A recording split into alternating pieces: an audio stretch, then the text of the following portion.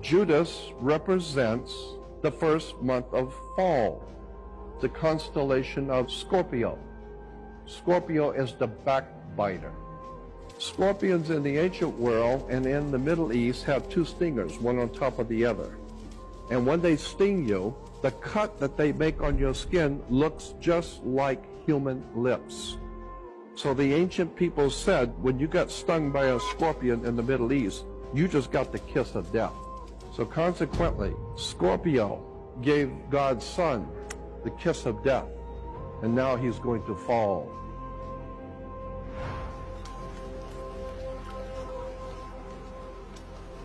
Three months later, 90 degrees more, and it finally ends up in the lowest part of the southern sky.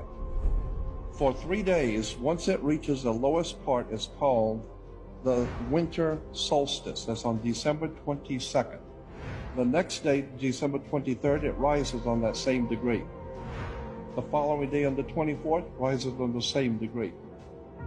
So for 3 days, the sun is dead in his tomb.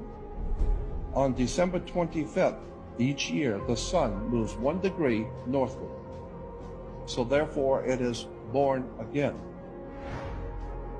It is now beginning its annual journey back to the northern hemisphere.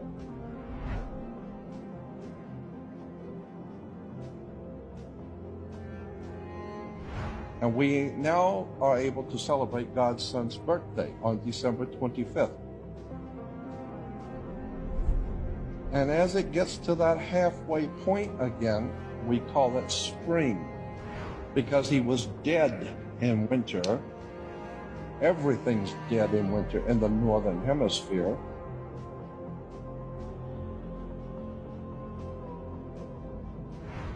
Now he's coming back, so he's springing back to life. And the ancient peoples 1,000 years before Hebrews ever existed celebrated the first week of spring, and they called it the Passover. We say that God's Son is resurrected.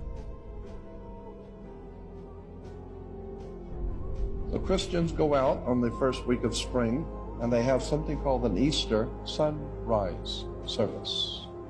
Well, of course, God's Son is risen.